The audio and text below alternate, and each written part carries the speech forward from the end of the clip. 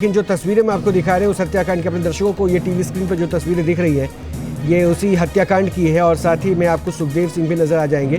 करनी सेना को लेकर कई सारे विवाद जुड़े रहे, लेकिन राजपूत समाज के रिप्रेजेंटेटिव के तौर पर खुद की पहचान बताने वाले करनी सेना और वहाँ उनके ये चेहरे सुखदेव सिंह, इनकी गोली मारकर घर में घुसकर हत्या कर दी गई। अब ऐसे में सवाल यह है कि इसके पीछे उद्देश्य क्या है, मकसद क्या है, क्या आपसी रंजिश है या पहले से चला आ रहा कोई ऐसा मामला है जिसके बारे में अभी जानकारी इकट्ठा की जा रही है। लेकिन इस सीसीटीवी फुटेज में आपको वो हत्या आरोपी शख्स नजर आएंगे जो कमरे में आते हैं, सोफे पे बैठे हुए दिखते हैं। सामने दो शख्स बैठा है जिसमें एक सुखदेव सिंह है और एक शख्स जो उनकी सिक्योरिटी में है वो वहाँ पर कोने पे खड़ा था।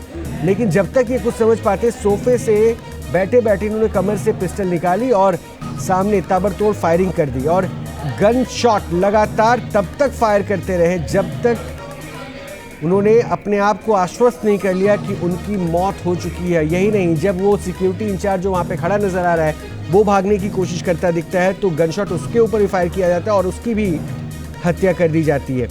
तो ये अपने आप में हैरान करने वाली घटना। आशुतोष जुड़ चुके हैं। आशुतोष, एक बार फिर से हम चाहेंगे माफ़ी चाहूँगा, एक बार हम फिर से चाहेंगे कि इसकी जानकारी दीजिए, क्या इनका बैकग्राउंड कुछ पता चल पाया क्या?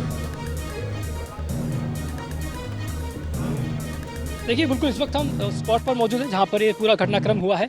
इस समय पुलिस की टीम जो है वो मौके पर मौजूद है। डॉग स्क्वाड की जो टीम है, एफएसएल की टीम है, वो मौके पर मौजूद है। जो मौके से जो साक्ष्य हैं वो जुटाए जा रहे हैं और जयपुर पुलिस कमिश्नर भी खुद यहाँ मौके पर मौजूद हैं। जहाँ तक बात करते हैं हमलावरों की, तो अभी तक किसी तरह का उनका कोई बैकग्राउंड सामने नहीं आया है। क्या किसी तरह का कोई थ्रेट तो नहीं था, ये भी बात सामने। देखिए, क्या होता है जब आचार संहिता लग जाती है तब आपको अपने तमाम जो हथियार होते हैं वो सबमिट करने पड़ते हैं। अब जो क्रॉस फायर की उसमें यह भी आया है कि इनके प्राइवेट सिक्योरिटी गार्ड है उसकी तरफ से भी क्रॉस फायर की, यानी कि जो हथियार थे उसका किसी तरीके से कोई लाइसेंस शुदा हथियार वो नहीं थे। 3 बदमाश अंदर दाखिल सीसीटीवी फुटेज में दिखाई दे रहे हैं साफ तौर पे।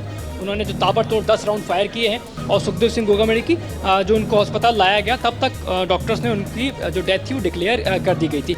मौके पर जमावड़ा बड़ी संख्या में यहाँ पे लोगों का दिखाई दे रहा है और किसी तरह से लॉ एंड ऑर्डर का कोई इशू ना हो जाए, क्योंकि देखिए आनंदपाल एनकाउंटर की जब हम बात करते हैं तो राजस्थान में साम्राज्य के अंदर एक बड़ा जो कानून व्यवस्था थी उसको चैलेंज हुआ था, एक बड़ा एजिटेशन वहाँ पर देखने को मिला था। और यहाँ पे अभी समय बहुत अजीब स्थिति में राजस्थान इस समय एक सरकार है जो जा चुकी है, मुख्यमंत्री जो है वो अपना इस्तीफा दे चुके हैं, नई सरकार का यहाँ पे गठन होना है, अभी उसमें कुछ तय नहीं हुआ है। और उसके पहले जब ब्यूरोक्रेसी के हाथ में सारी की सारी जिम्मेदारी, उस बीच में इतना बड़ा घटनाक्रम जब हो जाता है तो बड़े सवाल खड़े होते हैं। बहरहाल देखिए, ये श्री राष्ट्रीय राजपूत करनी सेना सुखदेव सिंह गोगामेड़ी राष्ट्रीय कार्यालय, जैसा मैंने आपसे कुछ देर पहले जिक्र किया कि ना सिर्फ उनका घर यहाँ पर मौजूद था बल्कि जो कार्यालय में अपनी जो मीटिंग्स करते थे, तमाम जो बातचीत करते थे, उनके तमाम जो आंदोलन होते थे उनकी रणनीति भी यहीं बैठकर बनाई जाती थी।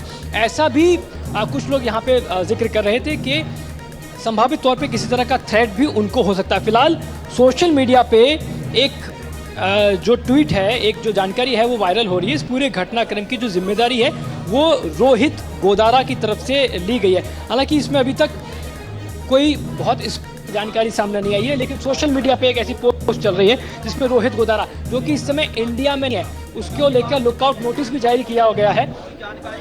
कहीं ना कहीं रोहित गोदारा गैंग की जब हम बात करते हैं तो लॉरेंस बिश्नोई जो है उसके साथ में उसका कनेक्शन स्थापित होता हुआ दिखाई देता है। जयपुर पुलिस की तरफ से लुकआउट नोटिस जारी किया हुआ है।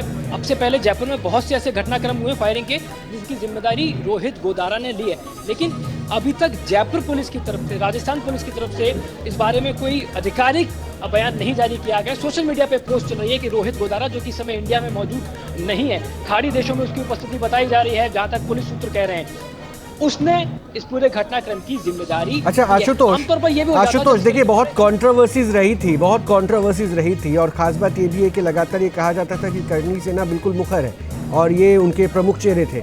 ऐसे में घर के अंदर घुस जाना, सिक्योरिटी इंचार्ज मौजूद और उसके बाद गनशॉट फायर करके मौत के घाट उतार देना, यानी पूरी प्लानिंग के साथ इसे एग्जीक्यूट किया गया सत्याकांड को। इस बात को तो डिनाई फिलहाल पुलिस नहीं कर रही है।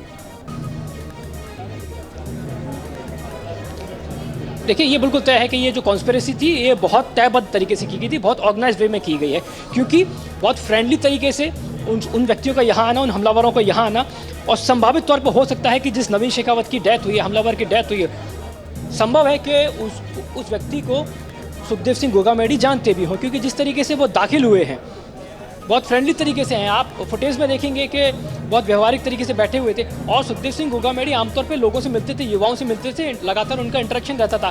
किसी भी मुद्दे को लेकर बहुत प्रमुख भी रहते थे। तमाम उनके जो आंदोलन रहते थे उसमें सबसे ज़्यादा जो भूमिका रहती थी वो युवाओं की रहती थी। ऐसे में उन युवाओं का अंदर घुसना आप देखेंगे कि बहुत ज़्यादा ये तमाम जो हमलावर हैं ये काफ़ी यंग नज़र आ रहे हैं।